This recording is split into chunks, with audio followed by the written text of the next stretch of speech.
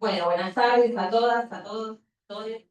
Gracias por estar en esta cuarta jornada de este curso de actualización sobre cuota alimentaria con perspectiva de género en la provincia de Buenos Aires.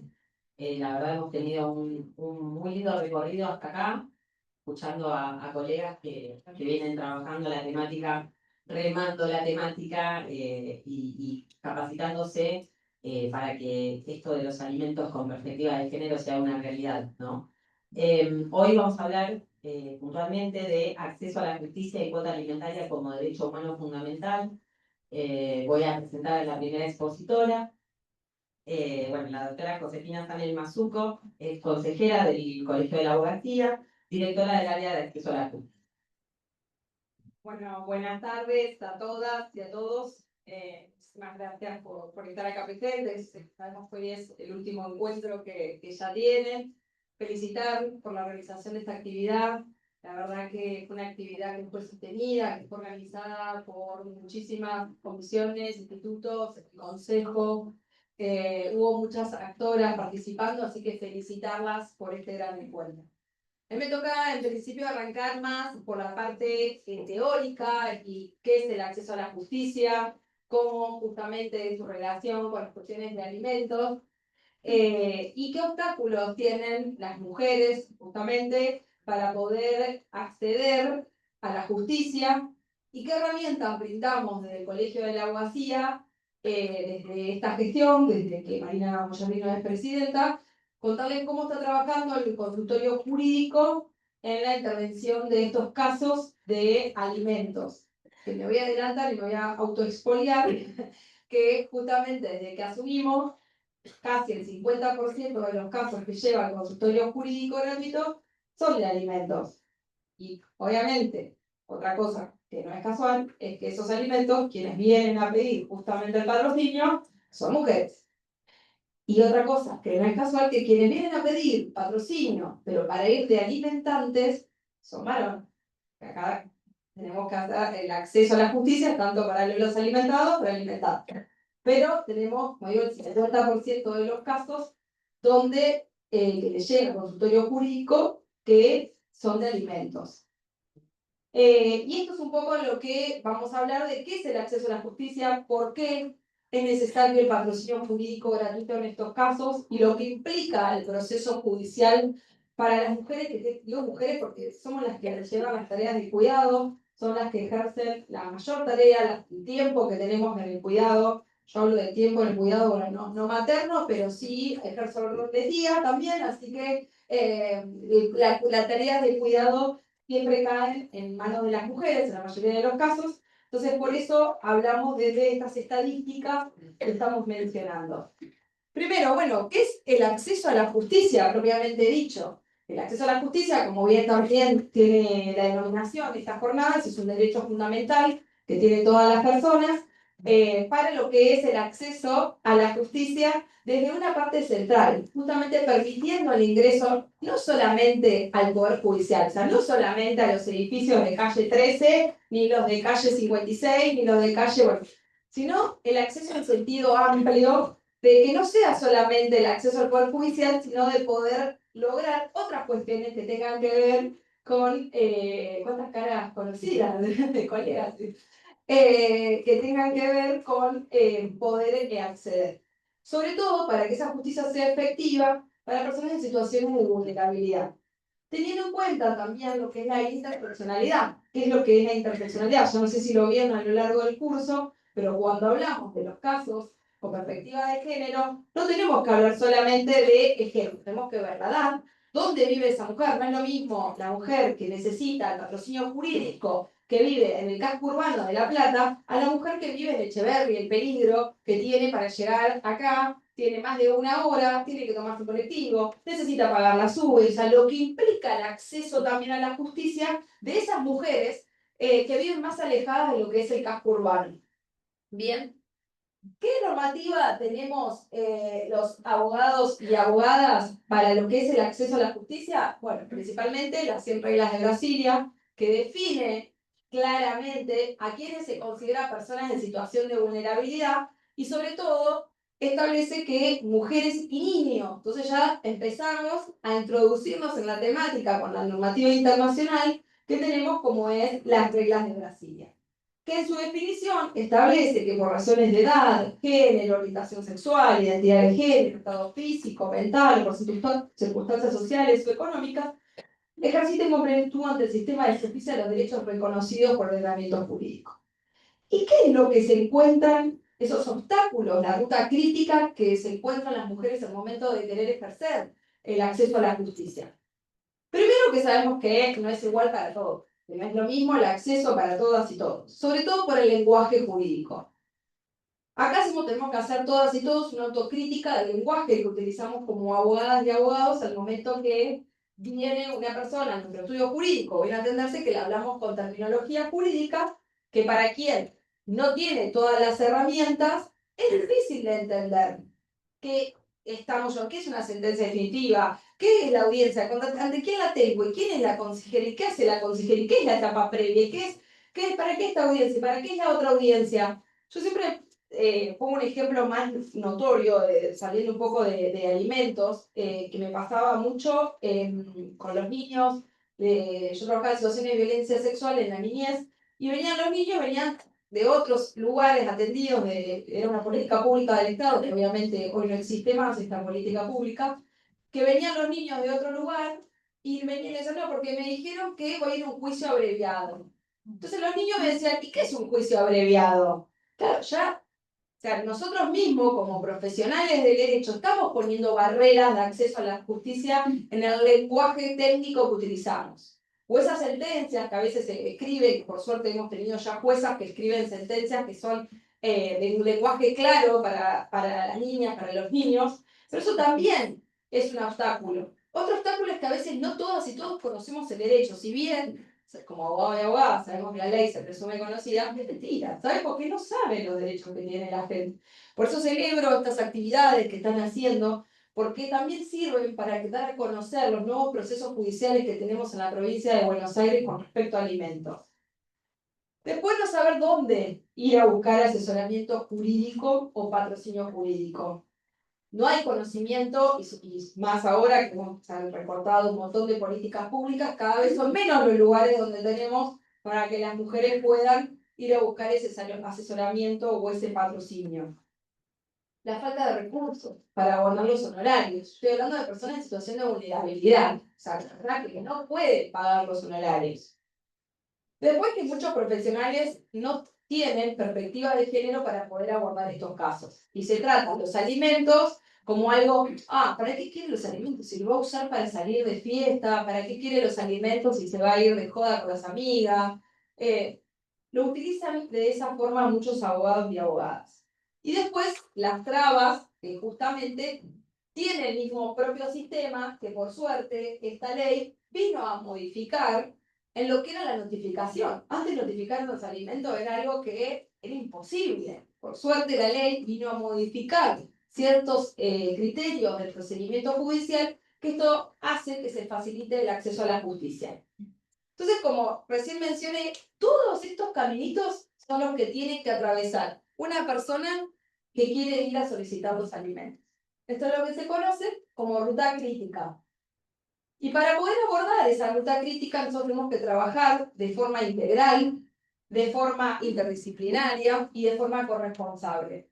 Integral, intervenir los diferentes lugares que también puedan intervenir para llevar a cabo el proceso. Interdisciplinaria, esta es una mesa que hoy tenemos, interdisciplinaria, y corresponsable, yo pensaba, para explicarlo desde este lugar, corresponsabilidades. Bueno, estamos llevando un caso en el Colegio de la Abogacía, bueno, trabajar el consultorio jurídico, bueno, trabajar de forma articulada con los juzgados para poder llevar la causa que no tengamos barreras de acceso a la justicia. ¿Bien? Ahora bien, ¿por qué hablamos de acceso a la justicia en materia de alimentos? Justamente por la obligación y el carácter que tienen los alimentos en las niñas, niños y adolescentes. ¿Bien? ¿Y qué pasa si hay un incumplimiento por parte del progenitor? Es una vulneración de derechos gravísima. Es una vulneración de derechos grave. Y lo que implica esta vulneración de derechos también es una vulneración de derechos lo que tiene que ver también a la violencia económica que sufren las mujeres. Van de la mano. A veces te dicen, no, bueno, pero es para el niño, no es para... También es la violencia económica hacia las madres. Y entonces, ¿qué es lo que quería contarles? ¿Qué hacemos del colegio? Bueno, del colegio tenemos los consultorios públicos gratuitos, lo tenemos por ley, son obligatorios. Está en la ley 5177, que es la ley de la colegiación. ¿Dónde lo pueden encontrar el consultorio jurídico? Está en el edificio anexo del Colegio de la Abogacía. Pueden ir sin turno, todas las personas que lo requieran. Obviamente que tenemos las cuestiones de vulnerabilidad, que se hace un análisis de la situación económica y también obviamente el contexto de esa persona, no solamente lo económico, pero se evalúa si tiene bienes, si tiene inmuebles, si tiene automotores. Pueden ir de las 8:30 hasta las 2, me acordaba el horario, de las 8:30 hasta las 2 al consultorio jurídico, ahí tienen la dirección. Después, bueno, lo que hace, le brindamos asesoramiento y en caso de acceder al consultorio se le brinda también el patrocinio. Otra de las cosas que tiene el Colegio de la Abogacía es, nosotros tenemos como figura, para la gente que no es de La Plata sobre todo, la figura de defensorías y asesores ad hoc, que son las defensorías que se encuentran, La Plata tiene, el Colegio Departamental de la Plata tiene 13 localidades. Bueno, estos defensores y asesores ad hoc se encuentran en las 12 restantes localidades que componen el Colegio de Abogados y Abogadas de La Plata.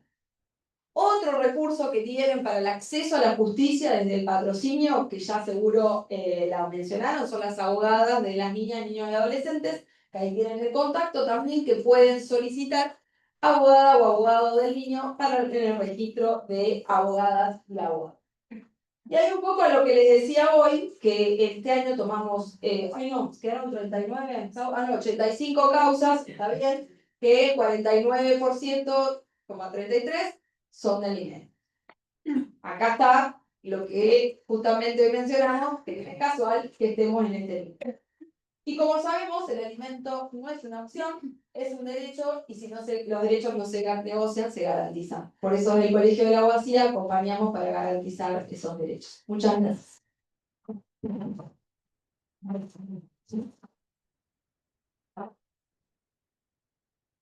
Bueno, buenas tardes. Vamos a continuar con la segunda disertante.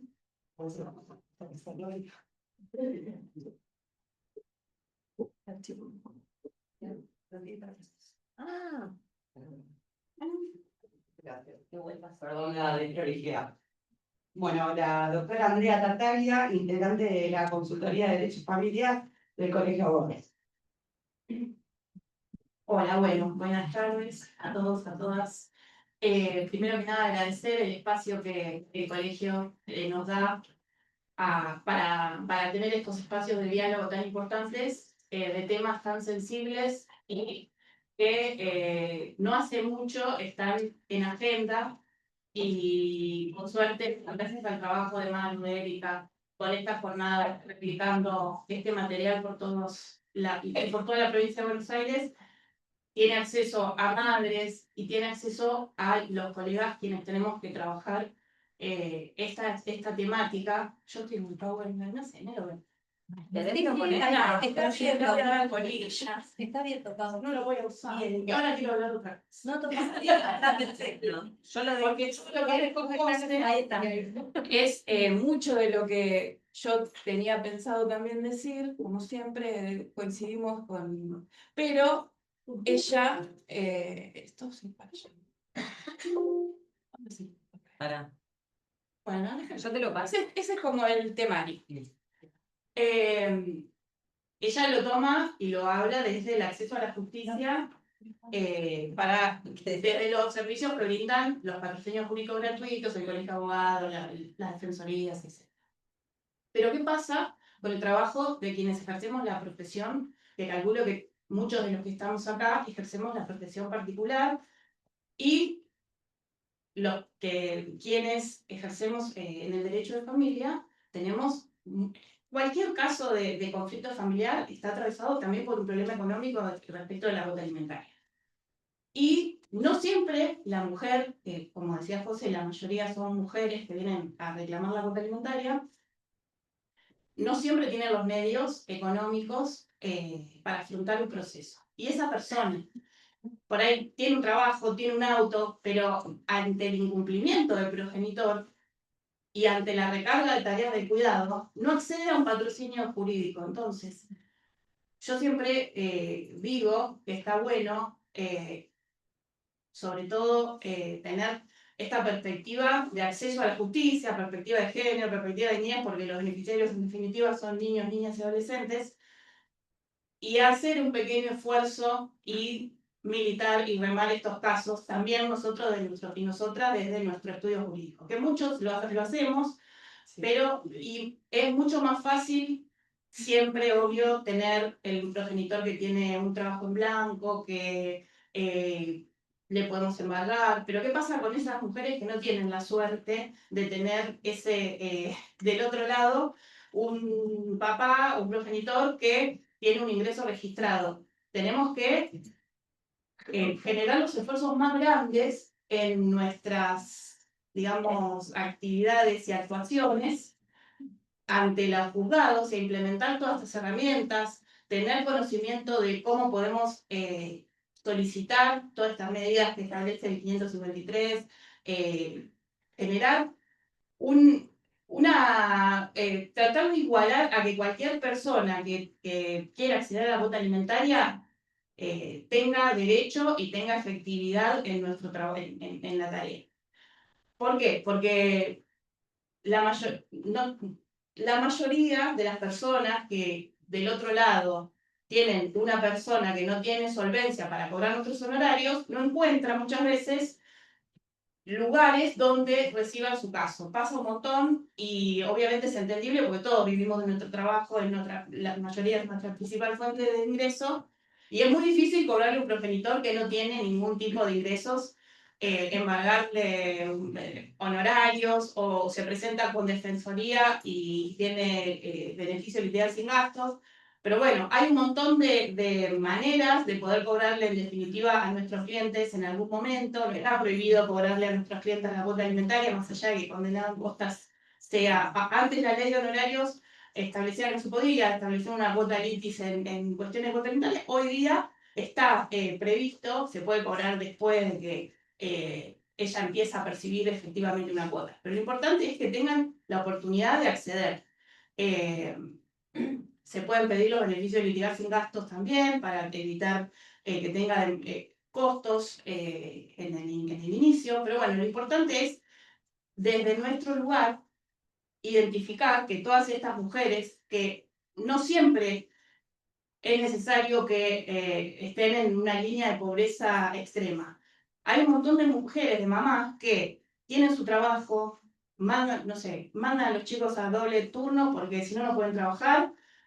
Y si no tienen una cuota alimentaria, no llegan a pagar el colegio, y el colegio les avisa que no los pueden tener más doble jornada porque tiene deuda, y el progenitor no se hace cargo o sea, y los procedimientos, si nosotros no utilizamos todas nuestras herramientas con celeridad e insistimos en los juzgados que despachen rápido esas liquidaciones de deuda, y hacemos la liquidación y tratamos de evitar todas esas burocracias que se terminan dando en la práctica, no estamos vulnerando también derechos de los niños. No podemos colgar un expediente de cuota alimentaria porque no podemos cobrar nuestros honorarios.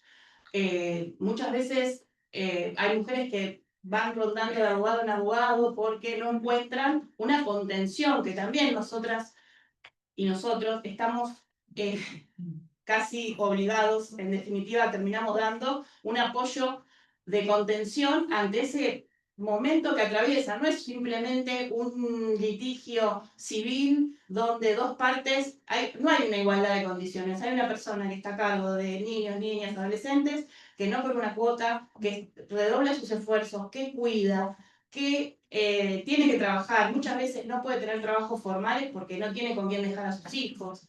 Tiene que trabajar de la casa, tiene que pagan niñera y cambian la plata, pero tienen una diferencia pequeña, y a veces necesitan salir de su casa por su salud mental. O sea, todas esas cosas que vemos todos los días en nuestros estudios, en nuestras consultas, tienen que ver con el derecho humano como la cuota alimentaria como un derecho humano. Está reconocido en todos los tratados que mencionó también José, la Declaración Universal de Derechos Humanos, la Convención de los Derechos del Niño.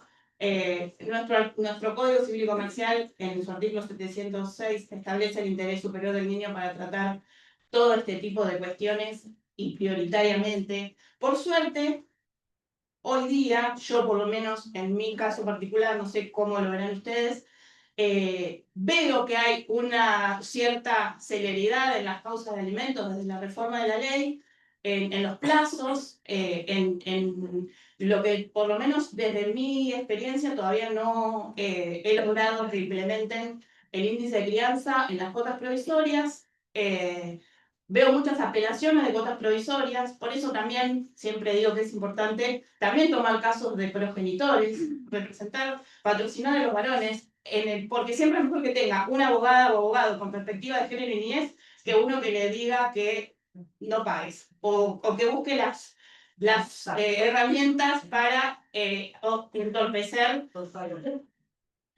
y los asesoramientos que sean conscientes, no por dejar contentos a nuestros clientes.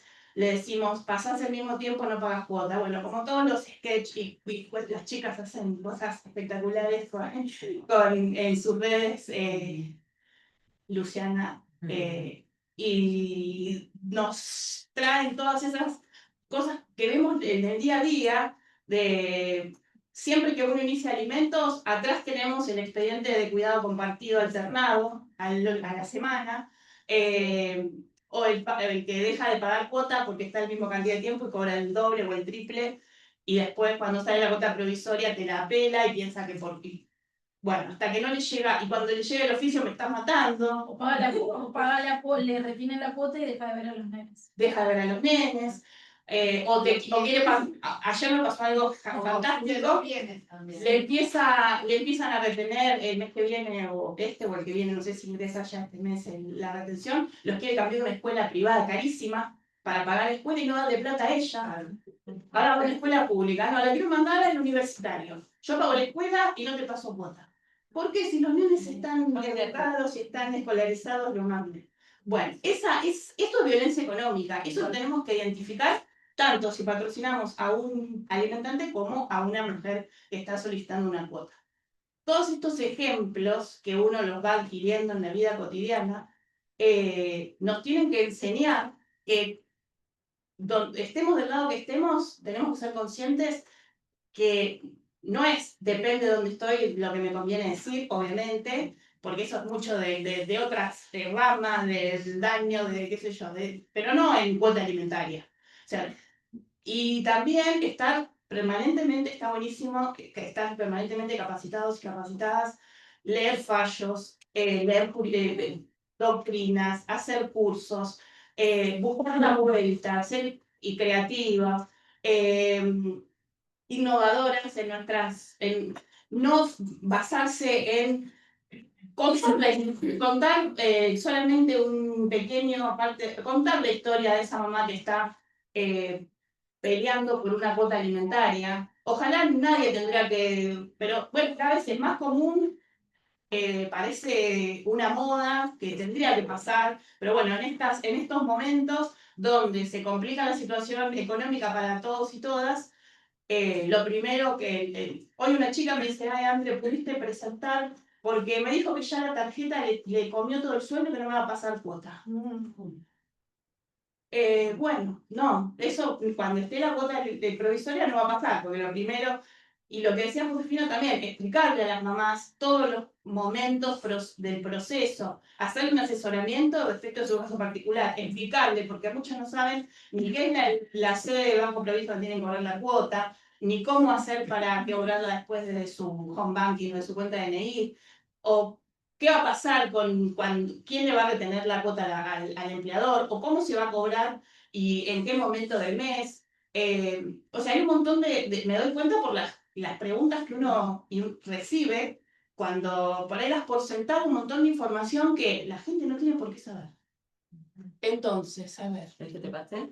No, estaba bien. Con feminización. ¿Puedo sumar una cosa? Sí, por Porque favor. decías, algo que me parece re importante en el asesoramiento con perspectiva de género, si bien un montón de veces no es simpático decirlo en el estudio, también tiene que ver con no generar una falsa expectativa respecto de todas las creencias populares que andan dando vueltas y que son cuestiones vinculadas a obligaciones que para mí son morales o obligaciones naturales. Esto de, bueno, él me echó de la casa.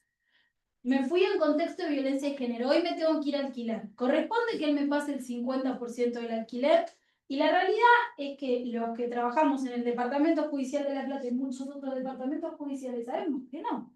O sea, Por lo que menos son, que no te lo van a otorgar. que son pocas las cuotas alimentarias que terminan contemplando efectivamente el acceso a la vivienda y una no asesora con más ni menos perspectiva de género por decir, te pido perdón, yo lo pido, pero lo más probable es que judicialmente no me lo den y en no generar una falsa expectativa en el asesoramiento ni en el patrocinio. Porque una, lógicamente lo pide y lo rema con cucharita y todo, pero la gente cuando ve las cosas plasmadas en la demanda muchas veces piensa, pero yo pedí esto. Sí. O sea, O, ¿cómo? o si vienen de otro asesoramiento, pero yo tengo esto. No, esto es lo que vos pediste en el divorcio. Exactamente. Pero me parece importante hacer Sí, y hincapié. hay mucha reticencia también a las atribuciones de la vivienda familiar, a las medidas cautelares. Entiendo que tal vez, para mí la única que corresponde bilateralizarlas son en los regímenes de comunicación, en la atribución de la vivienda, algunos juzgados la otorgan, la medida cautelar, otros bilateralizan y lo extienden años. Y mientras tanto está la incertidumbre de que no sabemos si vamos a tener un techo donde vamos a poder seguir viviendo. Cuando la vivienda es parte esencial del derecho Exacto, alimentario universal. exacto. Sí. Exacto. Entonces, no. Vamos a quedarnos ahí. Sí, porque, bueno, si querés, esto ya lo hablamos. Feminicidio de la pobreza habló José hace meses. Pero bueno, lo que estuvimos charlando tiene que ver con esto, este concepto de la feminización de la pobreza y la violencia económica, donde estas mujeres que cuidan y que son víctimas de violencia económica, porque el incumplimiento de la cuota alimentaria no tiene otro, tiene nombre y apellido y se llama violencia económica, no hay otra. La persona que no cumple con los alimentos, o sea, por ignorancia nadie ignora que sus hijos tienen que comer, vestirse, tener un techo, tener higiene, tener educación, tener esparcimiento, tener vacaciones. Y por otro lado, como decía Luciana, ser coherentes con lo que pedimos, porque he visto demandas también de millones y millones de pesos donde es insostenible que los chicos puedan tener ese nivel de vida porque no existe dentro de los ingresos de los progenitores y progenitoras. Entonces, a veces, cuando por eso son abogados o abogadas que ejercen otro fuero, dice, lo mando bien para después, y la verdad que genera una rispidez después impresionante. Yo siempre prefiero iniciar con, cuando acá en La Plata por lo menos tenemos la suerte de poder atravesar la etapa previa en los alimentos, en la mayoría de otros departamentos judiciales hay que directamente iniciar demanda, utilizar para cuantificar alguna cuestión de estos son los gastos, estos son las tareas de cuidado, cómo las llevamos a cabo, para pedir una medida cautelar de alimentos provisorios. Pero no hacer una liquidación por allá de movida, donde la otra parte va a leer y va a ir mal predispuesto. Siempre yo soy la idea de que está bueno tratar de negociar en una audiencia o extrajudicialmente con los colegas y tener a los y las colegas, que somos todos los que estamos acá y los que conocemos, que todos, acá conozco un montón que por ahí tuvimos en algún proceso como parte contraria, y yo he terminado de amiga, de salir a tomar algo, de un cafecito, de hablar, de compartir casos, porque tenemos la misma sintonía en cuanto a llevar la profesión. Pero a veces nos encontramos con colegas que no te contestan los mensajes cuando le decís, está vencida la cuota, está en incumplimiento, ¿cuándo va a pagar el señor? No sé, cuando veamos si le retuvieron la cuota, veremos si paga o no paga. No, pero ya debe septiembre. Estamos en octubre y debe septiembre. ¿Qué me importa lo que le descuenten en octubre si ya debe septiembre? Y apenas los provisorios y presentan revocatorias con apelación al subsidio, y eso genera una angustia en las mujeres que están reclamando la cuota, porque obviamente que es toda una situación de que vos le tenés que explicar que eso, la cuota sigue vigente, pero del otro lado ven una resistencia del padre de sus hijos que no quieren, o sea, cobrar, pagar esa cuota que corresponde por ley. Más allá del deber moral que todos sabemos que tenemos cuando traemos un hijo al mundo, ¿no? Y bueno, las barreras de las que habló José yo también tenía pensado. Yo, más allá de las barreras que pueden existir económicas, con lo que decía de muchas veces lo tienen para la SUBE, para pagar una consulta, para pagar el bono, para pagar el IU, para sostener, no sé, llevar a los chicos a sus actividades, menos van a tener para pagar honorarios. Después están las barreras simbólicas de estos discursos que también hablaba Josefina, de ¿para qué querés la cuota? Siempre queriendo sacar el tajo, sos el signo pesos. Sos el signo pesos, lo dicen un montón. Yo pensé que era uno particular, hasta que lo empezó a decir un montón de clientas. Cuando le dije sos el signo pesos, me descontaron mucho el trabajo, me suspendió el trabajo, no tengo plata. No tengo plata para los extraordinarios. O sea, todas esas situaciones de violencia económica, nosotros tenemos que saber identificarlas para denunciarlas en el expediente. Más allá de que no sea una medida autónoma de violencia económica en el marco de las leyes de protección, no vamos a pedir una medida, o sí, por violencia económica, hay que dejarlo plasmado siempre en nuestros escritos, que todos estos incumplimientos que generan son una forma de ejercer violencia contra estas mujeres. O amenazarlas con que le van a sacar los hijos que les Eso toca la lo- cuota alimentaria. sí. Vos tenés un trabajo peor que el mío, o con vos van a pasar no, mira que Yo me puedo acercar 2 días. Ayer me escribe una clienta que dice, Andrea, ¿no era del 1 al 7 que se llevaba la nena de vacaciones tanto que lloró en la audiencia? Sí, era del 1 al 7. Bueno, dijo que la busca el viernes y la reitera el domingo. En la semana, tuvimos la audiencia hace 15 días, hicimos ese acuerdo, ni un mes cumplió. Lloró, que quería tener a la hija, que no, que mi clienta le pide. Yo no estoy en contra de todos los hombres, y creo que todos estamos en la misma, pero da la casualidad que siempre estas situaciones se van reiterando sistemáticamente y son siempre los mismos ejemplos, por más que contemos 100, 200, 300 casos. El número que dijo Josefina, 85 casos en el año, a mí me parece que está buenísimo que haya acá una contención, pero hay que difundir para que más puedan acceder. Evidentemente, sí, también desde nuestros estudios, digo, porque sí, cuando vemos que una mujer realmente no puede y nosotros no podemos trabajar gratis porque no tenemos otro ingreso que no sea nuestra profesión, tenemos que aprender a decir, bueno, acá tenés, con todo el amor del mundo, tenés esta posibilidad y te van a entender igual o mejor. Porque nosotros también atender 200 casos gratis nos genera estrés, nuestra salud mental se ve afectada, no le podemos dar respuesta cuando tampoco tenemos nosotros para pagar la vida de nuestro estudio, la matrícula. tener una estructura para trabajar responsablemente. Claro. Yo, la verdad que tengo muchos casos que termino siendo prácticamente el pro bono de Estados Unidos, pero no sé, lo elijo. Cuando veo una persona que no puede o que en un momento pudo y ya no puede más, y bueno, no la voy a dejar tirada. Bienvenida al club, doctora. Ah, bueno. El club de la pro bono. ¿Viste? Sí.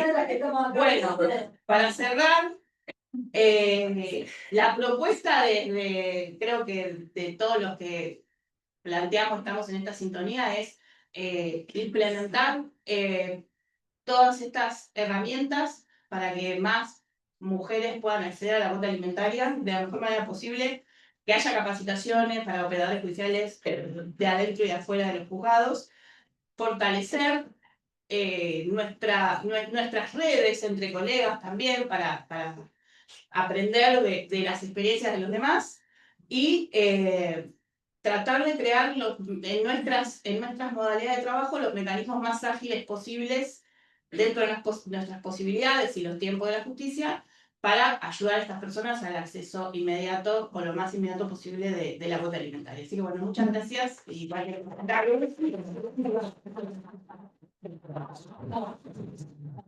Y obviamente después se abre preguntas para las expositoras. Quiero hacer antes de presentar a la tercera expositora, quiero disculpar a la doctora Sanel Mazuco que se tuvo que retirar medio de manera intempestiva porque está en consejo directivo, por eso salió de esta manera, transmito las disculpas. Bueno, y ahora vamos a continuar con Pilar Fuentes, que es licenciada en Trabajo Social y magíster en Trabajo Social de la Facultad de Trabajo Social de nuestra Universidad Nacional de La Plata. Pilar, te doy la palabra. ¿Necesitas hablar? No, parece que ya hablé. Sí, por ahí estaba. El primero. Este primero. Y hay que ponerlo, capaz que ahí pones gracias. Es eso, la pantalla completa. Bueno, muchas cosas, sí. Yo le paso. Ay, no, tampoco es que...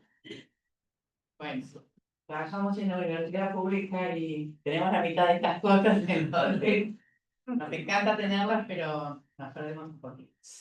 Bueno, primero agradecerles un montón al colegio, en primer lugar a Erika y a Maru, que nos convocaron primero a la facultad y a mí en particular para las jornadas que se hicieron inicialmente en la Cámara. Y bueno, y al colegio por haber aceptado la propuesta de que reiteráramos de manera interdisciplinaria. Yo no voy a hablar de cuota alimentaria porque esto saben ustedes. Lo que voy a intentar es compartir un poco un punto de partida que me parece que, no sé si es punto de partida, es como un contexto que nos ayuda a pensar las intervenciones judiciales como intervenciones sociales. O sea, allí ya podemos pasar el primero. Voy a proponer, como soy profe, soy medio maestra ciruela, 4 puntitos para trabajar, o sea, y además me ayuda a ordenarme un poco con el tiempo, que de todas maneras me avisan antes por las dudas. Y que es la idea de poder pensar que la intervención social no es patrimonio exclusivo de las y los trabajadores sociales, la intervención social es de un conjunto de profesiones, diría que de casi todas, pero entre las cuales el derecho, la medicina, por supuesto también la psicología, no necesariamente se perciben haciendo una intervención social, sino una intervención técnica, jurídica.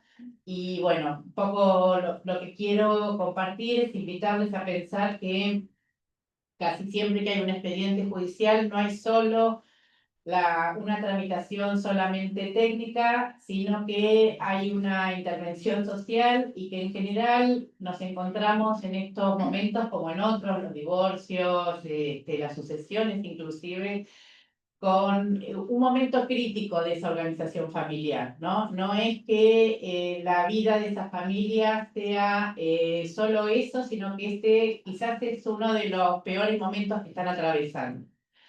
Y que esa intervención tiene consecuencias muy significativas en la vida de esas familias, en la vida de esas mujeres, en la vida de esos niños, en la vida de esos padres o varones, si queremos decirlo más en genérico, pero también tiene un fuerte impacto en las instituciones en las que trabajamos, o sea, el modo en que nosotras, o ustedes, mejor dicho, litigan, transforma el Poder Judicial, lo transforma para afirmar lo que está dado o para abrir alguna pequeña rascadita de uña de cierto cuestionamiento. Y también nos transforma a nosotras mismas. O sea, cada vez que intervenimos, no vamos a ser las mismas. Y esto no me interesa como compartirlo, no como un problema, sino como una condición de la intervención. Después de que escuchamos ciertos relatos, ya no somos las mismas y cada una de nosotras no escuchamos los relatos del mismo modo porque los escuchamos desde nuestras propias historias que no son nunca solo singulares. Nuestras historias también son sociales, son colectivas, y a mí me gusta mucho usar una frase que utiliza Elizabeth Schelin como la maestra de la familia en sociología, y que después vamos a recuperar algunas cosas de ella. Y es esto de que cuando trabajamos con familias, lo primero que necesitamos hacer es trabajar con nosotras mismas, con nuestra propia historia, con nuestra propia vida en familia de origen y vida en familia actual. A veces les pedimos a las personas que están en una controversia que sean más amigables que lo que somos nosotros con nuestra propia pareja a la que estamos juntas y amamos. Entonces ahí hay que poder pensar cómo se nos juega nuestra historia y vuelvo a esta idea de que no es solo una historia individual, sino que es social y las palabras de Jeline, que me desplacé y vuelvo, son que a todas las mujeres se nos presume madres y a los varones no se nos presume padres. Entonces, cuando escuchamos estas historias que ustedes conocen al dedillo y que las compañeras anteriores fueron nombrando, lo que hay que poder pensar es, ayer estaba en una consulta médica y hice un comentario de lo de hoy. Entonces me dice la médica, los tipos se borran, ¿no? Entonces yo digo, no me terminaba de quedar claro para dónde iba. Y entonces me quedé pensando esta idea, se nos presume madres y no se nos presume padres necesariamente. Este es el colchón desde el que todas y todos, por más feministas que seas, pensamos. Lo pensamos porque lo compartimos socialmente y entonces hay que poder acompañar muchas veces, eso, ya llegué al final, perdón, anticipo esto del final, hay que acompañar muchas veces a los varones a reconocerse padres. Y ahí la idea del litigio a veces ayuda y a veces entorpece, y no quiero pelearme con nadie porque no soy abogada, pero entonces digo, bueno, dije que ordenaba en 4 puntos. El primer punto, que ya casi lo fui diciendo por apurada, es pensar los procesos de establecimiento de acuerdos de cuidado como intervención social. No voy a hablar de cuota alimentaria, voy a hablar de acuerdos de cuidado, porque como dice Eva Giberti, hablar de cuota alimentaria es haber fracasado como feministas en reconocer que los cuidados compartidos. Por supuesto que como fracasamos algo tenemos que hacer, ¿no? No nos quedamos así tristes con el fracaso, hay que litigar. Pero entonces, pensar el establecimiento de acuerdos de cuidado como intervención social, digo 2 o 3 cositas más y nada más. Después voy a compartir algunas viñetas porque a mí me parece que esta idea de la viñeta como algo gráfico que nos trae, muchas serán conocidas de ustedes, así que las nombraré, y otras son personales porque esto que acabo de decir trato también de hacerlo vivo, que es como mi propia historia puesta un poco ahí. Después, en tercer lugar, voy a tratar de trabajar 2 ideas muy incompletas de las transformaciones de las familias contemporáneas, porque no se puede pensar la cuota alimentaria sin pensar qué somos las familias hoy. Y después algunas ideas como de conclusión. Avanzo entonces un poquito con esta, todavía la anterior, un calcetín más, la idea de la imposible neutralidad de las prácticas. Y todas me siguen un ratito y confían en mí, que estoy diciendo que cuando ustedes intervienen judicialmente, intervienen socialmente, lo que estamos diciendo es que esa intervención nunca puede ser neutra, y ustedes capaz que me dicen, bueno, no, pero si, ¿cuál era el 500 no sé cuánto? Bueno, yo sabía antes del 482 que era el que usaba mucho pero el del viejo código, el 482, que es el de locura, ¿no? ¿Hay alguien de mi generación que sepa eso? El Del código de belleza. El 482 es el de Clara Lizano, ¿no? Bueno, no sé por qué. Bueno, no importa. Cosa que de la vida profesional se tiene el 482 y después el otro es de abandono de persona, no era otro que se usaba. Bueno, no importa. Entonces, pensar las prácticas como intervención significa que hay una imposibilidad de neutralidad. Aunque hagas el pedido en torno de un artículo del Código Civil o del procedimiento de lo que sea, no hay posibilidad de que no haya algo de toda esa historia que se juegue ahí. Y yo estoy trayendo esto no como un problema, sino como una condición. No hay modo de que no sea así. Y eso hay que pensarlo no como un defecto, sino como, bueno, algo que existe y que por lo tanto puede jugarnos a favor en reconocernos, porque también están nuestras historias de militancia, también están nuestras historias de rebeldía, también están nuestras historias de construir algunas cuestiones creativas, y eso también forma parte de ese acervo que tenemos. Tenemos acervo teórico, tenemos acervo técnico, estratégico, pero también tenemos un acervo que es valorativo, y ese siempre se juega. Entonces, cuando la convocatoria de hoy dice cuota alimentaria con perspectiva de género, valdría la pena reconocer que cuando las intervenciones judiciales o sociales en general no tienen perspectiva de género, casi necesariamente tienen una perspectiva patriarcal.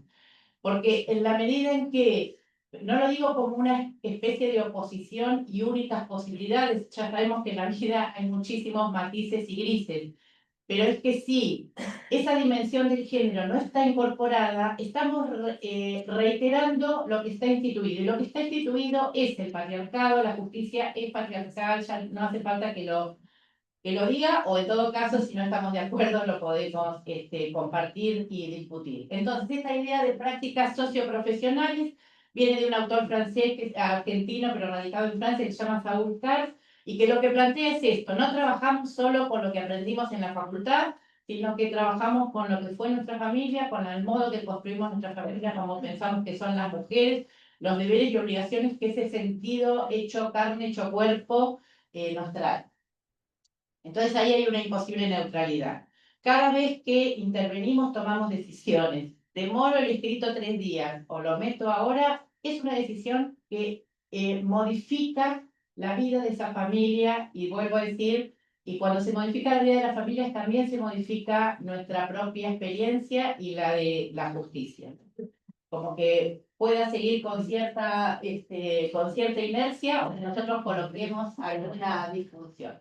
Por eso, ahora sí podemos pasar, siempre hay que poder pensar qué se juega en las intervenciones, pero qué se no juega, ¿no? Ahí a veces es interesante como ponerse a preguntar, ¿por qué me quedé pegada con esta mina? ¿Qué es lo que me enganchó tanto? ¿Por qué este tipo, aunque lo veo que incumple, hay algo que me hace empatizar con él? Bueno, capaz que está bueno que sigas esa intuición y empieces a poder construir una cosa que sea una práctica más eficaz, más duradera, ¿no? Entonces ahí la otra cosa que me parece que siempre es necesario recordar es que si pensamos el acceso a la justicia como derecho humano, el cuidado como un derecho de las y los niños, pero también es un derecho para los adultos, sobre todo para los adultos mayores. Pensaba en los ejemplos que traían las compañeras, hago un paréntesis y trato de no dispersarme mucho. Cómo está presente esta idea de que la mujer quiere abusarse, ¿no? Y pensaba, no sé, se te vienen como imágenes de amigas que han cuidado a su suegro y a su suegra gratis durante la noche, y que cuando se les ocurre divorciarse, sus hijos ya son mayores. ¿No? Entonces esta idea también de cuando se ven los niños se naturaliza mucho, y cuando también las mujeres seguimos asumiendo tan fuertemente el cuidado de las personas mayores, o sea, si en algo hemos avanzado un poco, es en que los varones cuiden niños, vayan a alguna reunión del colegio, estén en algún grupo de WhatsApp, pero cuando hay que cuidar a los viejos, en general nos toca a las hijas mujeres, de nuevo, porque se nos presume buenas cuidadoras, y etcétera. Entonces, insisto, hay que ayudar a que todas y todos nos asumamos que podemos cuidar, que no es algo que nos sale de la genitalidad femenina. Entonces, digo esto de que cada situación tiene que ser tomada como única, no porque no haya jurisprudencia, no porque no tengamos experiencia, sino porque no hay dos familias iguales, inclusive no hay una familia igual en dos momentos del litigio. Algo de nuestra intervención es probable que haya transformado ciertas relaciones, y cuando nos volvemos a encontrar con la misma familia o con la misma mujer, probablemente sean otra persona, situacionalizar. Y eso es lo más difícil, porque las leyes, por definición, son de carácter general, los tratados internacionales ni qué hablar. Entonces, nuestra tarea de intervención es muchas veces ni más ni menos que poner en movimiento esas grandes ideas o esas grandes normativas en la vida de esta persona que es como medio única e irrepetible. dije que iba a mirar la compu, y agregar esta idea de que a singularizar las situaciones se acompaña también esta idea de que nunca estamos solos tomando las decisiones, no solo porque estamos en diálogo con esa mujer, con esa familia, sino también porque hay muchas otras cosas presentes en nuestra toma de decisiones y esas cosas a veces, o yo las nombré acá como con 3 elementos que me parece que no hay que olvidarse. Lo primero que decíamos, la visión general de la sociedad, ¿no? No hay baja de la edad de punibilidad, sin embargo, a los días del asesinato ese horroroso, de la muerte horrorosa de Kim en La Plata, se llenaron los institutos para mayores de 16 años punibles de pibes de entre 12 y 14 años. No hay una aplicación. Entonces, no es que los jueces se murieron de miedo, no es que hay algo que empezó a estar fuerte en el sentido de la sociedad, que ojalá podamos problematizarlo, que podamos volver a ver que los pibes eran pibes, que no tenían derecho a que la policía los lastimara como los lastimó la noche que los arrestó. Bueno, eso la policía se siente habilitada en determinados contextos y en otros no tanto. Entonces, esa visión general de la sociedad se nos juega cuando escribimos, cuando hacemos un escrito, cuando hacemos una demanda. También las normativas y los paradigmas subyacentes, esto es evidente, las normativas, los paradigmas subyacentes a veces no tanto. La Convención Internacional de los Derechos del Niño es una gran herramienta de trabajo, sin embargo tiene un sesgo familista brutal. Ahí la responsabilidad del Estado queda bastante polarizada, bastante difuminada en relación a todo lo que le pedimos a la familia.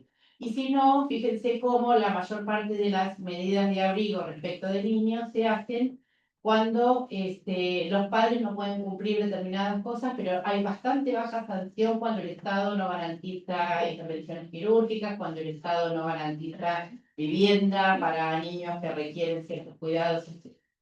Entonces, no se trata solo de la normativa, sino de lo que subyace a estos paradigmas. Y también, por supuesto, la institución en la que trabajamos, por supuesto, esto es mucho más presente en el trabajo social, pero quizás algo de eso también puede traernos a ver un poco lo que decían de trabajar desde los propios estudios jurídicos. Bueno, trabajar desde mi estudio o trabajar desde el patrocinio gratuito también pone condiciones distintas, no porque me esfuerce más en uno que en otro, sino porque objetivamente se ofrecen algunas condiciones y otras no. Bueno, para arrancar las viñetas hay una que creo que ya es súper conocida, así que si quieren no la pasamos para no tomar mucho tiempo, pero es esta CCAC o Checha, no sé cómo que ya todas la conocemos, ¿no? La cuidó mi viejo todo el fin.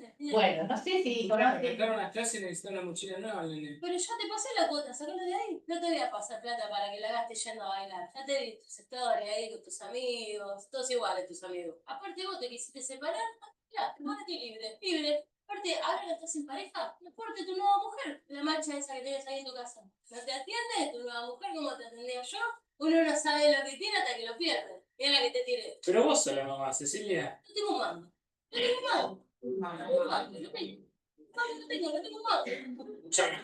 Después hablamos buscar por el colegio. Bueno, ahí se repite. Creo que la mayoría la debemos conocer ya. Quiero echar la parte, pero yo... Le dice, sí, obviamente que tiene un libreto de abogado feminista. No, te lo decía ella en los créditos, me parece. Y después yo no lo conozco. Sí, es el mismo, ¿eh? Ah, no, sí que no. Bueno, igual está ahí, porque así lo de lo la puedes otra. buscar. Ah, Pero pensar. bueno, hay mucha gente dentro de ahí. Bueno, qué bueno que lo veamos del trabajo social. En general tienen claro. Sí, bueno, lo traigo como una viñeta. Después la otra viñeta es de esa hermosa Maitén, es una viñeta súper vieja porque es de los primeros libros de ella y quizás no se ve mucho, pero lo leo y dice Maitena lo siguiente.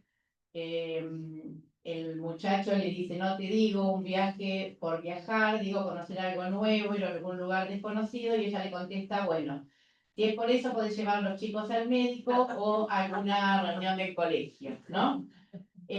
Ahí es muy interesante todo el desarrollo de la teoría del cuidado, básicamente porque es probable que ahora varios papás, quizás no los que están litigando ustedes, pero varios papás acompañen a los chicos al colegio y al médico. Les puedo asegurar sin pelear que lo más probable es que para que el señor lleve a pibe al médico, en el 90% de los casos, mi hermano si estuviera acá me diría yo no, pero hay una mujer que sabe cómo se usa el token de la obra social, lo tiene el carnet, compró la orden, sacó el turno y arregló con la abuela para que cuide al otro pibe. Y le mandó la lista de todo lo que le tiene que preguntar y no olvida. Sí, en este caso Y se olvida es una insoportable. Ponerle lista al papá de lo que tiene que preguntar es reafirmar y habilitar que los varones no pueden cuidar. Bueno, me pongo refrigeradora. No, de verdad, hay algo que tenemos que. O sea, si nosotros queremos dejar de pelear por una cuota miserable y que encima los tipos se sientan como tan tranquilos de que tienen derecho a no hacerlo, hay que acompañar a este proceso, que no lo vamos a ver, con suerte lo verán las próximas generaciones si no hay muchos gobiernos de derecha en el medio, a que entiendan, y eso también significa, voy a decir una palabra horrible por tontita, que es a soltar determinadas cosas. He también acompañado mujeres que no querían dejar a los pibes durante la semana porque el papá no iba a poder hacer bien las cosas. Si nosotros también trabajamos con lógicas de desautorización, complicamos mucho esa cosa, seguimos debilitando el cuidado. Hay una creadora de contenido chilena que dice respecto a esto de la distribución de los roles de cuidado, que dice que ella en su casa juega un poco a esto, no dice la tortita precisamente, pero dice, bueno, te vas a hacer cargo de los chicos, entonces cuando me pregunta dónde están los pañales, no sé. Cuando me pregunta dónde está la valla para ver, no sé. Entonces ella juega el no sé para que él pueda empezar a resolver y de esa manera no solo delegar la tarea de cuidado, sino también la carga mental que implica la tarea de cuidado. Porque muchas veces sí delegamos las tareas de cuidado, pero no la carga mental que ello implica. Exacto, es lo que le llama cuidado indirecto, en los teóricos de cuidado, pero que además, insisto con esto de poder construir que socialmente, miren, yo creo que muchas mujeres hacen eso porque socialmente es mal visto que uno no le tenga que decir algo al Señor. Y hay que trabajar con esto porque si no, no va a haber leyes y sentencias y procedimientos que modifiquen. Bueno, avanzo a otra viñeta. Yo digo una viñeta de autorreferenciales. Cuando yo iba al colegio, por los 70, tengo 57, había una sola compañera con padres separados. Una, literal. El señor pagaba puntualmente la cuota alimentaria, que había ido a vivir a otra ciudad, con lo cual cada 15 días lo veía más o menos, pero pagaba muy bien la cuota alimentaria y había un fuerte relato vergonzante. Se fue con otro, se fue con otra, pero todo era que no nos enterábamos. Después en la secundaria ya había un par más y para cuando terminé la secundaria, que fue en el año 85, atravesé la discusión sobre la ley de divorcio vincular en un colegio católico. Yo escuchaba que iban a venir unas hecatombes que no me imaginaba cómo iban a pasar eso, ¿no? Pero efectivamente aparecía bastante fuerte la hecatombe. Yo decía que esas mismas frases que escuché en el 85 fueron exactamente las mismas en el 2010 de la ley de matrimonio igualitario y en el 2018 y 20 de la ley del aborto. Son las mismas frases, las mismas. Hice un registro, cuando fui dándome cuenta, empecé a buscar fotos, googleenlas, se va a destruir la familia, se va a caer el país. Exactamente. Con lo cual, valdría la pena seguir ampliando derechos porque parece que no vienen los apocalipsis. Otra viñeta que quería compartir tiene más que ver con el trabajo profesional. Yo trabajé hasta hace relativamente poco en Defensoría Administrativa de la Ciudad de Buenos Aires, o sea, en el Consejo de Derechos, el homólogo a un servicio local, aunque las legislaciones son levemente distintas, en algunos casos de alimentos también intervenimos. Pero sobre todo intervenimos en denuncias a la UED y etcétera. Y allí trabajaba bastante. Un tiempo trabajé en Caballito, pero después trabajé en Constitución y Retiro, Villa 31 y Puerto Madero. Todas las cosas que entraban de Puerto Madero, después la gente se mudaba. No llegaba nunca a la Defensoría Pública, ¿no? Iba. Bueno, entonces ahí volví a pensar que hay un conjunto de poblaciones que no llegan nunca, pero no solo por todo lo que dijo José recién súper bien, sino que no llegan porque nunca se casaron, porque ese vínculo sexoafectivo fue sumamente fugaz, porque no saben ni siquiera que existe la posibilidad de litigar siendo extranjeras, extranjeros, etc. Entonces ahí el acceso a la justicia tiene como algunas cosas bien identificadas cuando los accesos son como de procedimiento, pero hay un conjunto de accesos que son imposibles por condiciones objetivas mucho más complejas, incluidas las de mujeres que no se animan a ir a pedir plata porque les da vergüenza y que forman parte de todo este sentido común que también está muy presente. Ustedes habrán atendido muchas veces mujeres que venían años aguantándose las solas porque no se atrevían a... Y ahí de nuevo, cuando la sociedad cambia un poco, todos cambiamos un poco y nos animamos a pedir. Saben que después de la ley de moratoria, seguramente saben que después de la ley de la primera ley de moratoria previsional, hubo un pico de divorcio de mujeres de más de 60 años. ¿No? Y eso nos dice algo, ¿no? La estaban pasando súper mal, pero no estaba ni en su universo la imaginación de separarse e ir a litigar alimentos, sino que tenían que seguir bancando desde la zona. Otra viñeta es, digo, las precursoras, entre comillas, del índice de crianza. Muchas colegas trabajadoras sociales que conozco ya habían incorporado algunas de estas cuestiones en sus pericias, ¿no? Yo particularmente hice una que después por supuesto, me la impugnaron, me acusaron de feminista y otras cosas feas. Porque, por ejemplo, ponía que la señora gastaba dinero en llevar y traer a una piba que iba a una escuela artística de noche, porque no podía ir y volver sola la piba, y eso significaba horas, alguien que cuidara a sus otros pibes. Entonces lo incluí como parte de los colectivos de ida y vuelta de las dos mujeres. Ah, no te puedo explicar las cosas que me dijeron. Pero bueno, ¿qué va a hacer? Bueno, entonces, ¿por qué traigo estas viñetas? Porque me parece que hay que poder incorporar, como decía al principio, qué es lo que nos fue pasando. Pero entonces avanzó, porque si no se acaba el tiempo ya debe estar, ¿no? Sí, está muy bien. Ah, bueno. Entonces, algunas características de esas familias de hoy. De esta familia de mi escuela que había una sola divorciada. No es que estarían tan felices las otras 39. Imagínense época de grados de 40 pibes. Bueno, hay que poder leer qué es lo que pasa con las familias ahora, no en clave necesariamente de crisis de la familia, que es lo que más me gusta decir a la iglesia y que la dijo tantas veces, sino sobre todo en pensar que las familias somos organizaciones constitutivamente en crisis. Las distintas etapas vitales que vamos pasando a la familia suponen conflictos de intereses entre nosotros, quienes somos sus integrantes, ¿no? Los pibes adolescentes están en contra de las madres y los padres, y eso forma parte de un conflicto que no necesariamente tiene que convertirse en imposible de ser abordado. Más bien pensar que esos conflictos forman parte de las vidas familiares y que por lo tanto hay que atravesarlos de alguna manera y a veces se pueden atravesar negociando y otras veces hay que atravesarlos negociando.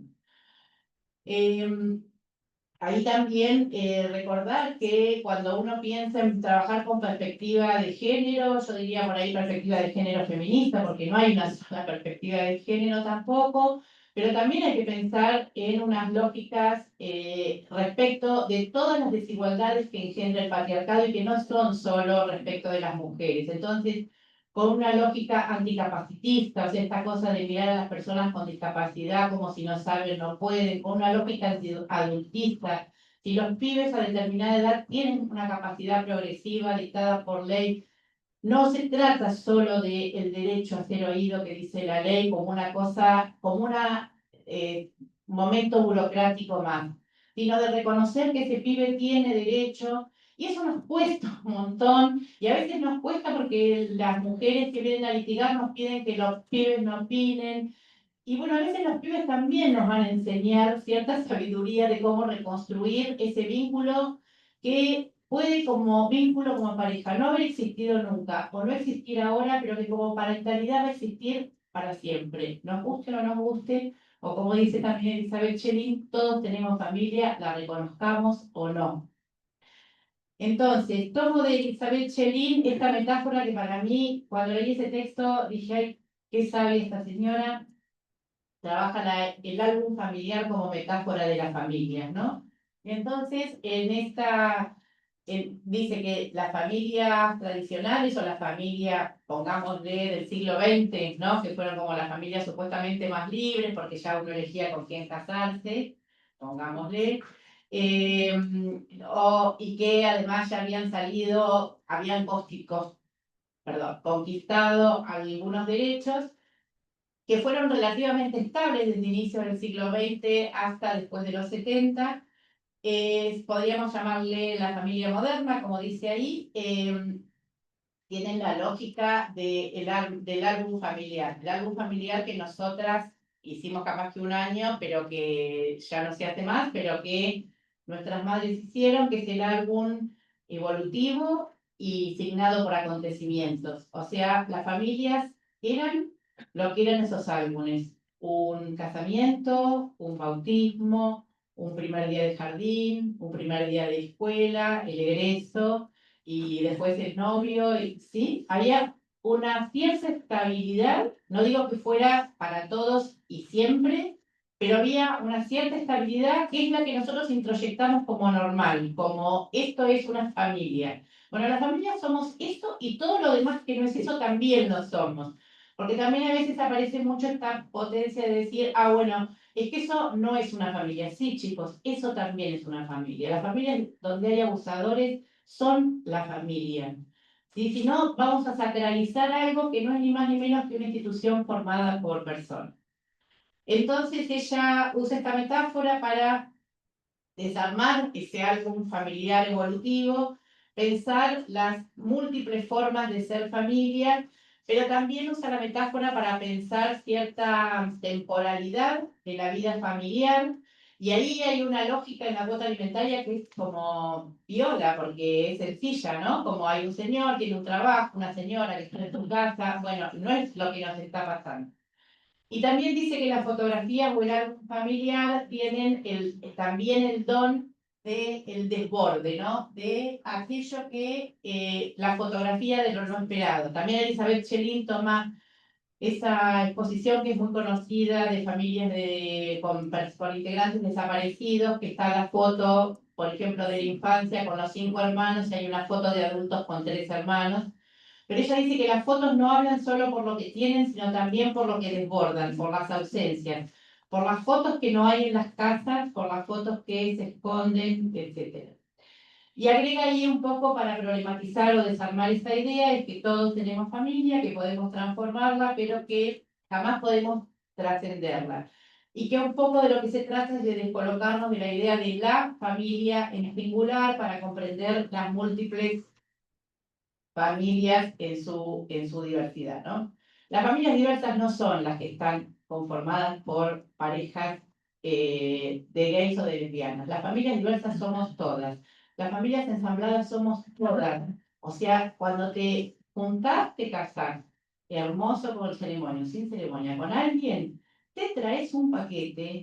Entonces, esta idea, bueno, la familia ensamblada porque hay hijos de acá, hijos de allá, todos nos ensamblamos, como también como dice Bachiberti, todos los hijos somos adoptados y un gran problema de los tipos que no pagan y que nunca adoptaron a sus hijos biológicos.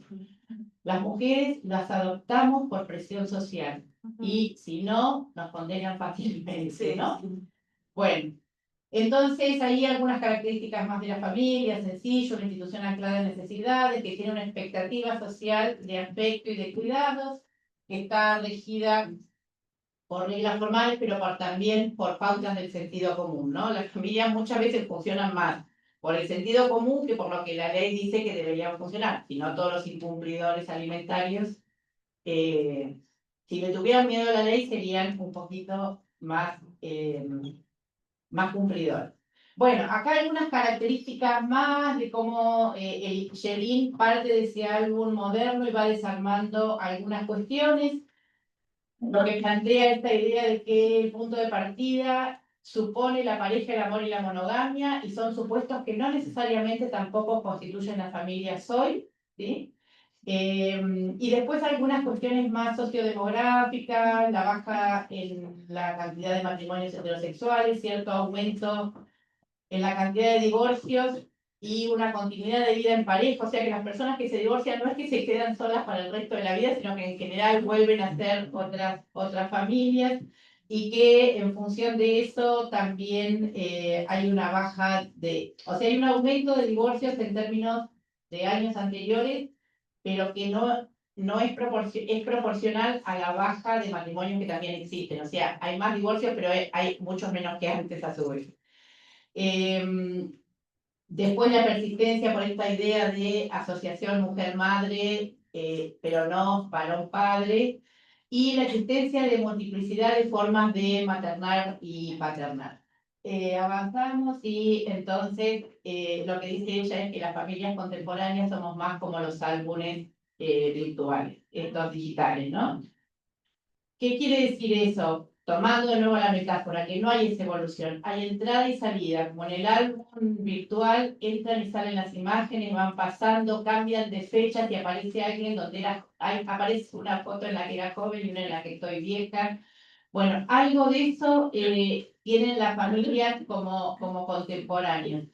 Eso es un desafío terrible para pensar los arreglos de cuidado, porque aunque nosotras movamos mucho la estructura y seamos feministas y etcétera, hay una idea de la perennidad del vínculo que todavía sigue siendo muy potente, ¿no? Como que esta cosa de si no estamos bien tenemos que estar mal, ¿no? Porque o nos quisimos para toda la vida o nos tenemos que empezar a odiar. Bueno, esos son todos sentidos que están fuertemente arraigados y como dice Yelin, cae el álbum evolutivo y empezamos más bien en una lógica de entradas y salidas, lo cual, por supuesto, para cualquier cálculo de cuota alimentaria o para cualquier discusión de cuidados, nos obliga a ser muy creativos, tan creativos como contaban recién las excusas de algunos señores que son creativos, porque todos jugamos acá, que no jugamos solo las que defendemos a las mujeres, todos juegan en el sentido de Bourdieu, ¿no? De que todos estamos en el campo, tenemos intereses y disputamos algo. También si les ayudáramos un poco mejor a los varones a tramitar sus emociones y no quedarse tan enojados cuando nos enamoramos de otro, sería un poco mejor. No quiero traer una visión que parezca raíz del amor y de la conciliación, sino del reconocimiento de que todas las herramientas que tengamos tienen que estar acompañadas. O sea, digo, hay que disputar la cuota alimentaria, pero al mismo tiempo hay que poder enseñarle a los varones que cuiden y hay que salirnos de ese mandato de que solo las mujeres sabemos cuidar, ¿no? Insisto, he conocido mujeres que no dejan que los pibes vayan durante la semana con el papá. Bueno, entonces, cierro, sí. Ahí, y el último, gracias. Sí. Bueno, ahí tiene un dibujo que es de trabajadora social, pero podría ser de abogada, que es como enloquecemos cuando la compu nos estalla y no podemos más. Entonces ya dije todo lo que pensaba antes, pero bueno, primero caracterizar cuál es el problema. La verdad es que hay veces que hay que poder acompañar a las mujeres a que reconozcan que todavía están muy dolidas por ese vínculo y mucho más hay que acompañar a los señores a que reconozcan que hay que singularizar el problema. No paga porque no tiene plata, tiene un trabajo informal, ¿qué puede hacer? ¿Puede poner horas de cuidado? Bueno, hay que acompañar a esa mujer a que no se la pase criticándole las 2 horas que cuidó a los pibes. Hay que acompañarlas. Tenemos que poder socializarlos, no sé, mi disputa hoy es, hay que socializarlos, hoy no, pero hay que socializar los cuidados, si no, nos derrotaron. A veces igual socializar los cuidados implica, lo digo yo como abogada de familia, que muchas veces delegar las tareas de cuidado implica que si los pibes van de lunes a viernes con el papá, un montón de veces fueron con la tarea sin hacer, sí llevar los cuadernos. Entonces, lamentablemente, a veces la listita no la hacemos por ellos. Sí, pero también cuando están con la mamá van con las cosas sin hacer. Sí. No, pero No, además uno sí, delega las no me tareas pasa. que son propias y excluyentes o exclusivas de una persona. Las tareas de cuidado no son propias y excluyentes de la madre, eso implica que No, pero a no ver, estamos delegando en un otro. El otro tiene la misma obligación que la de estoy hablando de la cantidad de incidentes para modificar los regímenes comunicacionales porque los padres Bueno, no yo llevan las voy a seguir actividades. peleando. Aparte cuando tengo micrófono. No, sí, ahí cierro. ¿Qué le estamos enseñando a estos pibes? ¿Qué le estamos enseñando a estos pibes? A que sigan siendo varones no cuidadores. Perdónenme, no me quiero poner en absoluta y cierto que los pibes van con las tareas sin hacer. Es cierto que van a cuidar. Pero a veces también, bueno, entonces, ¿sabes qué? Estoy diciéndole a ese pibe, viste, solo con mamá se hacen las cosas bien. De verdad, compañeras, me parece que, y compañeros, me parece que hay que interrogar esto, y hay que interrogar a esas mujeres a que ayuden a esos varones a cuidar mejor, y tengo que decir dos cosas más, en lugar de pelear. Bueno, entonces, ahí, para cerrar, ya ni sé lo que dice la placa, voy a mirar la placa así no me disperso, y dejo que se me acabó el tiempo. La última, sí. Sí, ahí la, sí, ahí la tengo. Entonces, caracterizar el problema, reconocer cuál es el problema, singularizar con lentes feministas y no adultocéntricas. Esto. Bueno, mi amor, ¿cuántos años tiene el pibe que va a hacer los deberes? Si va a quinto grado, dale, se te avivó. ¿Sí? Se te avivó. ¿Cómo construimos la autonomía de los pibes? Ahí tenemos un problema severísimo en los sectores medios de infantilización. Vienen los padres a hablar a la universidad, compañeras y compañeros, lo deben saber los que son docentes. Hace tiempo que las facultades tenemos reuniones con los padres. La semana pasada fue en ingeniería, lo cual libera trabajo social de antes. Bueno, pero hay algo que, de esto de que el otro tiene que hacer las cosas, bueno, construcción de consensos, acuerdos, distribución de cuidados y de recursos económicos y simbólicos, las vamos a seguir haciendo más las mujeres y por lo tanto tenemos que cobrar buenas cuotas alimentarias, por supuesto, pero eso no puede ser ad eterno. Y después el reconocimiento de la conflictividad constitutiva de los vínculos. Esto que decimos, pero esa conflictividad constitutiva no es simétrica. Los niños están en desventaja, las mujeres estamos en desventaja. Entonces, este conflicto tiene que ser tramitado, como dijimos al principio, sin pensar en una neutralidad. Bueno, perdón por la demora, gracias.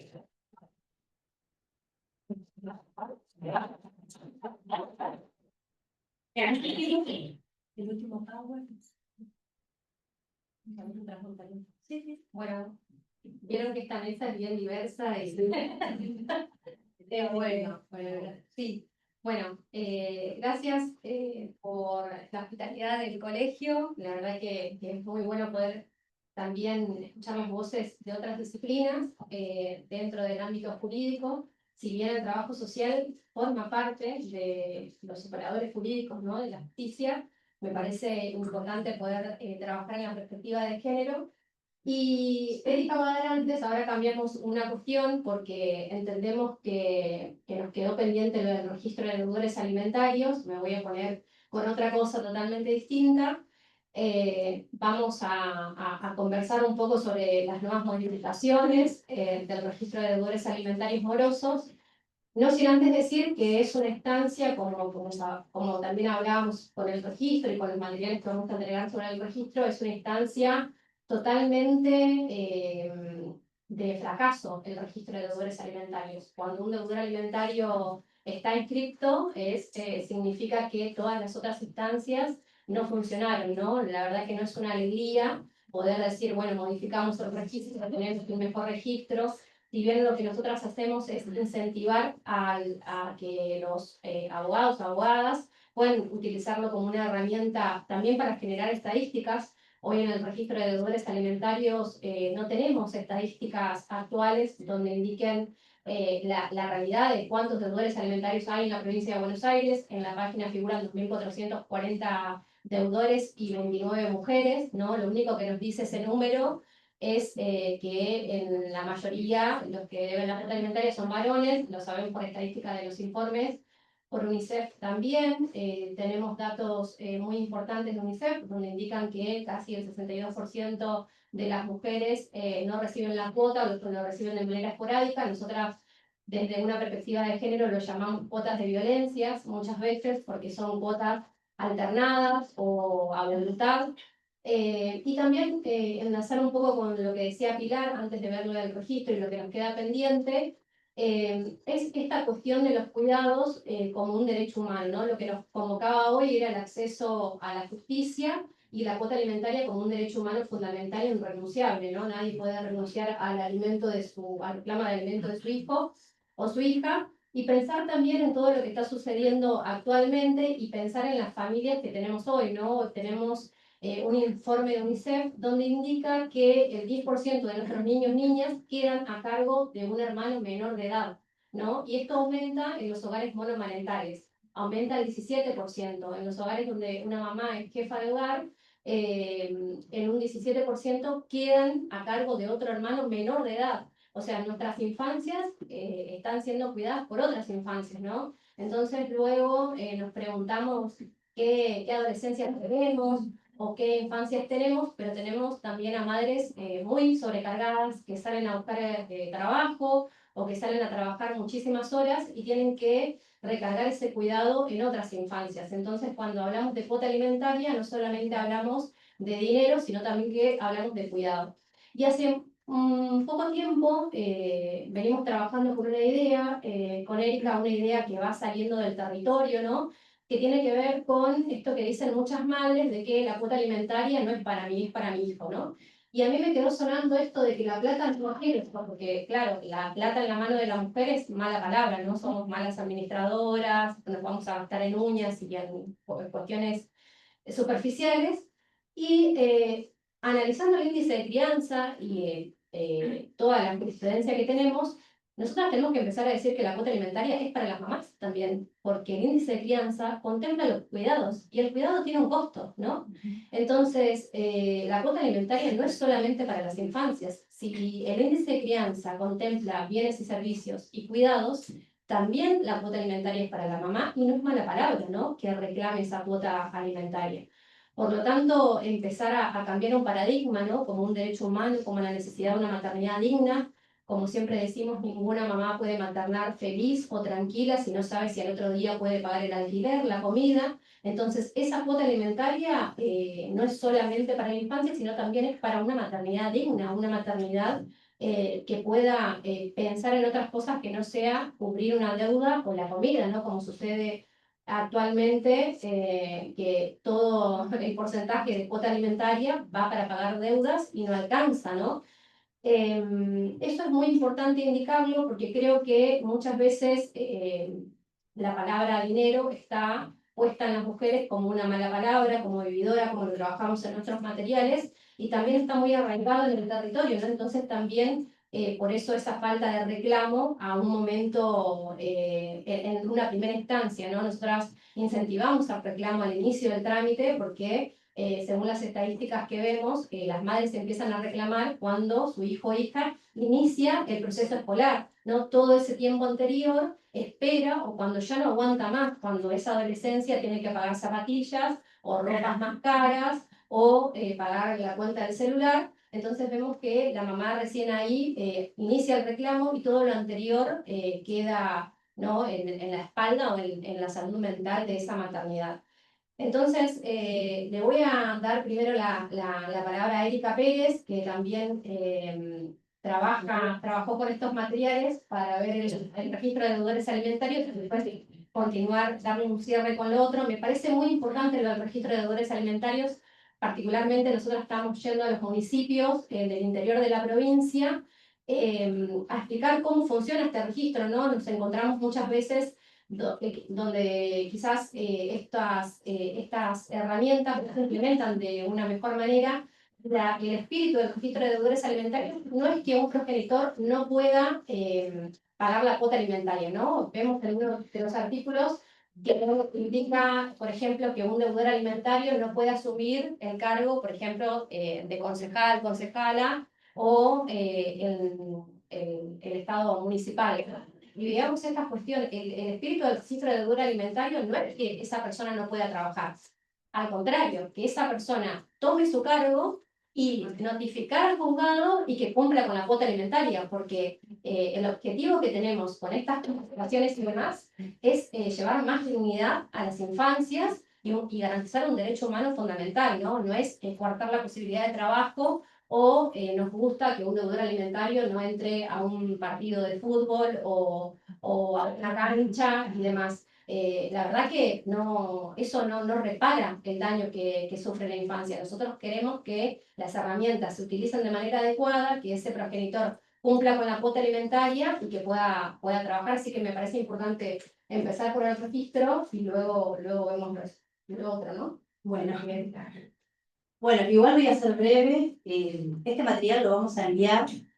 Armamos junto con el registro de deudores alimentarios de Provincia de Buenos Aires un material que tiene la operatividad de la ley 15.520, que es la que reforma la 13.074, que es la del registro de deudores alimentarios. Creo que todos la debemos conocer, ¿no? Bueno, hay unos puntos clave que son muy importantes y que también se transversalizan también con la 15.513, y así que es muy importante conocerlo dentro del procedimiento.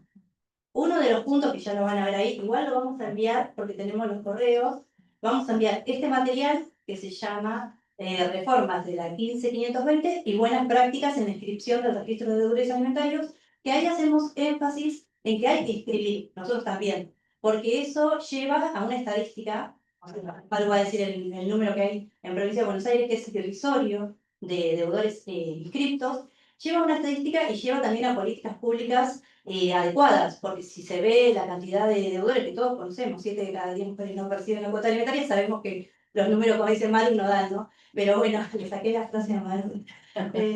Bueno, una de las modificaciones, también vamos a enviar la opinión consultiva 3125, que la terminamos de armar, que también, saben que Argentina, desde el Ministerio de las Mujeres de Cava, solicitó una opinión consultiva a la Corte Interamericana de Derechos Humanos, en la cual hace poquito salió y te declara el derecho al cuidado como un derecho humano fundamental. Y dentro de esas pautas, como decía Pilar, se encuentran 3 grupos vulnerables, que eso después yo no lo voy a comentar ahora, lo van a poder ver, que son las personas adultas, que son encargadas también de cuidar, a veces los abuelos cuidan también y colaboran con la tarea de las madres, que no tienen a quién dejarle a sus hijos. También, como dice Maru, las niñas, niños y adolescentes, lo que hace la Corte Interamericana es hacer esa estadística, ¿no? Una estadística de UNICEF, en donde los chicos están al cuidado, porque no hay otra. Las mamás tienen que salir a trabajar y terminan cuidando a sus hermanitos. Y también habla de las mujeres en sus diferentes grupos vulnerables, y lo divide en esos tres ejes, y está muy interesante, así que bueno, después le vamos a enviar porque es larguísima, tiene como 130 páginas, pero nosotros hicimos como los 25 puntos, son los ejes temáticos que tiene la opinión consultiva, el resumen, para que nosotros también lo podamos citar en una parte más del 660, que es el derecho que tenemos nosotros a invocar el cuidado dentro del Código Civil, que ese artículo ya lo conocemos, integra también el índice de fianza junto con los costos de bienes y servicios. Uno de los puntos que van a ver es que cambia y ante el primer incumplimiento ya podemos inscribir. Ya no vamos a necesitar que sea una cuota de alimentos definitiva, puede ser provisoria, puede ser un convenio, puede ser cualquier incumplimiento alimentario. Otra de las cosas que estaba diciendo Maru, que yo lo digo más jurídico, es que el que no cumplir con la cuota alimentaria hace que esa mamá deba solventar todo de manera unilateral. Eso es lo que produce el deterioro del patrimonio de esa mamá, porque en algún momento va a poder, con 2 trabajos, como vieron en el video que pasamos la otra vez, que había mamás que decían, tengo 2 trabajos, pero le estoy faltando yo, y además de eso se están matando. Son las mujeres maravillas que terminan medicadas, terminan sobrecargadas. Estamos haciendo un estudio también de eso, y no voy a spoilear nada por la duda porque me van a... Pero bueno, esta violencia económica va más allá, atraviesa más allá de lo que es que esta mamá tenga el cuidado, que tenga que trabajar. Y no es una maternidad que es deseada de esa forma, sino que, como dicen los fallos que yo les di en estas clases, es, como hablan los jueces, ya una maternidad forzada, una maternidad en solitario forzada, una maternal en solitario, ya como que lo utilizan como parámetro de cuantificación. Por eso es importante que nosotros, como dice Andrea, podamos plasmar eso, porque obviamente no va a venir una mamá a decir, estoy solventando todo de manera unilateral. Y nosotros vamos a ver esa mamá que nos va a decir, tengo que pagar tengo que pagar la luz, tengo que pagar, o me corta los servicios. Ahora Malu va a mostrar un violentómetro que hicimos que muestra lo que dice Pilar también. No me quiero extender, perdón, porque si no me voy a ir mucho. Bueno, se incorporan los empleadores y te incorporan también las personas jurídicas que no cumplen, y esto va con el 551 del Código Civil y Comercial. Bueno, también, como anteriormente, hay que transcribir el artículo. Cambien el artículo porque cambió, hay que cambiar el artículo. Y fue para arriba, ¿no? Bueno, hay restricciones, estas son las restricciones que va a haber, bueno, apertura de cuenta bancaria, habilitación de comercios, licencia de conducir. Algunas de estas cuestiones se van a entregar provisoriamente, hasta que adecue su situación. ¿Sí? Que eso también es importante. Después, las restricciones, que esto que decía Maru, no, las restricciones estaban, sí, no sé, será obligatorio. Bueno, esto de ser obligatorio para apertura de cuenta bancaria, bueno, esto ya lo habíamos dicho. La otra. Para cargos públicos, ahí está. No, para cargos públicos, ahí.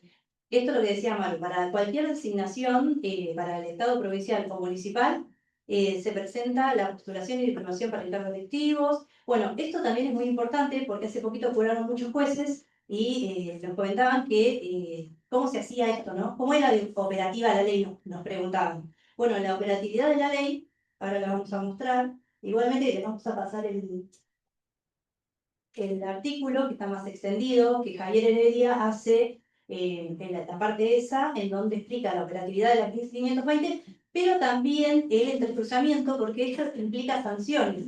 Pero las sanciones van a derivar de qué tipo de empleador tiene, ¿no? Y la ley que los abarca. Eso se va a explicar más.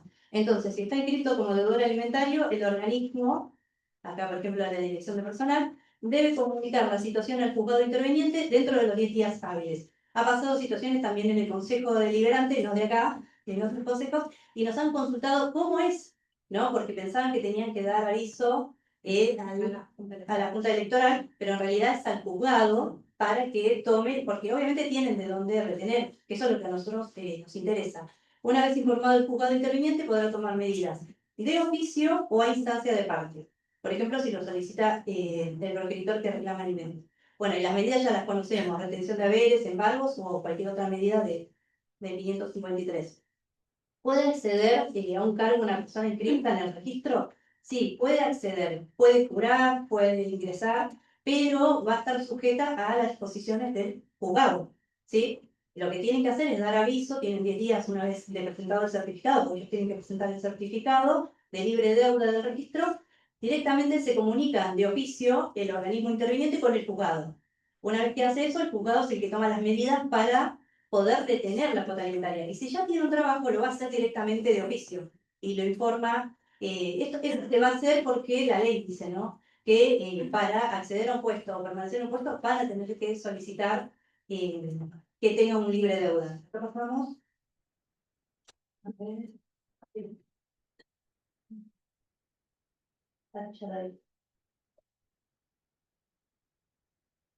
Bueno, y esta es la opinión consultiva, pero algunos de los puntos. Habla también de los tipos de derecho, ¿no? A cuidar, a ser cuidado y el autocuidado. El autocuidado hace mucha referencia a las mujeres que trabajan en salud, que es muy importante después de lo que pasó del asco también. Y el derecho al cuidado habla de estos niños, ¿no? Que tienen que estar ejerciendo el cuidado cuando no corresponde. Bueno, y los puntos de exigir también, es muy interesante cómo aborda la Corte Interamericana los estereotipos de género para nosotros, darlo después. Bueno, y ahora le voy a pasar a Maru para que diga, ahí yo traigo. Bueno, no, terminar simplemente con una frase porque estamos un poco pasados de tiempo y la idea es que puedan llevarse los materiales. Nos queda pendiente presentar la guía, si bien la guía es para las maternidades, pensar que el cumplimiento de la cuota alimentaria no es solamente violencia de género, también es una forma de dañar a la madre indirectamente a través de sus hijos. Y bueno, vamos a seguir trabajando porque como dice Lev Nijinsky, necesitamos y exigimos una justicia con perspectiva de género que deje de pedirle a las mujeres que prueben cosas que están a la vista. Así que bueno, muchas gracias.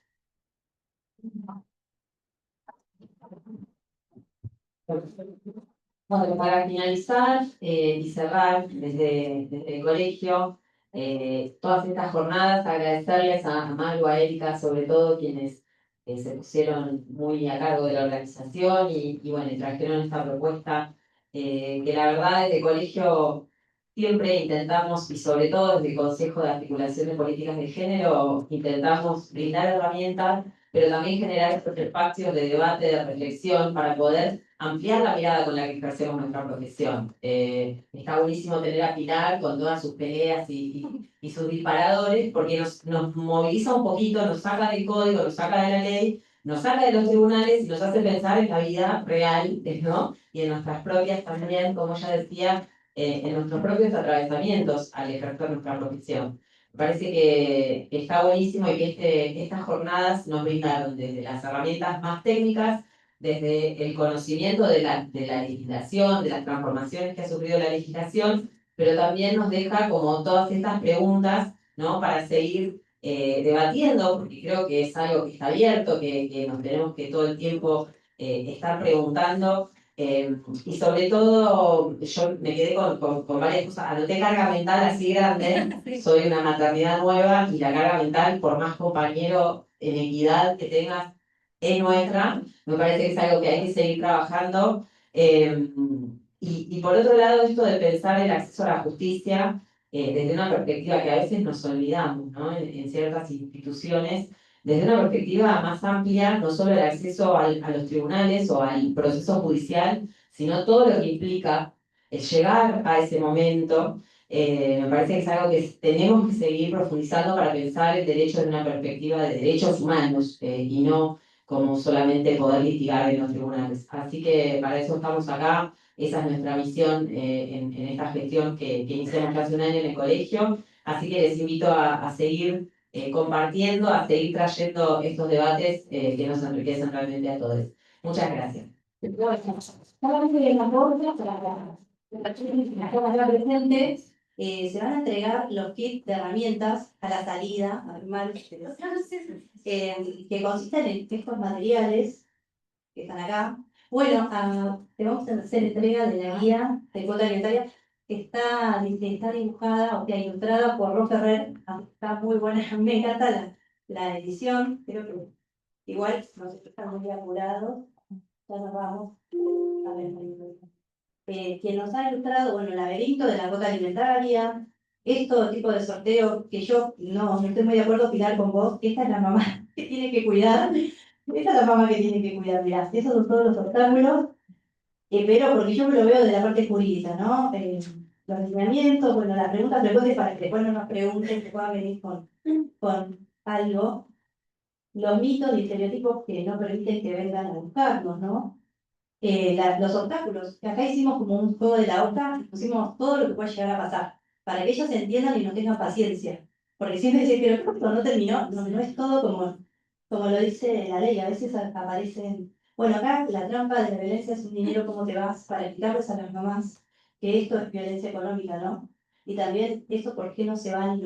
Nosotros lo sabemos desde el ciclo de violencia. También les hicimos un violentómetro, que acá dice, si vos te atacás, anda a buscar un abogado, dice, nosotros los tenemos, afuera se los van a dar, lo tenemos como, lo pueden llevar para sus estudios.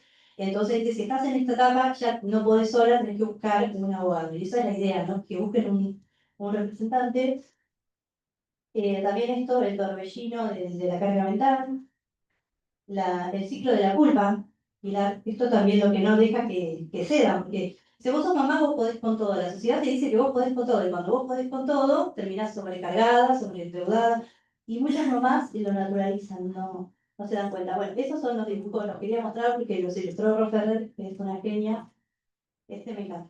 Bueno, y bueno, cuando van saliendo les van a ir entregando los materiales. Y muchas gracias a todos los avales. Ahí está Agostina, la directora de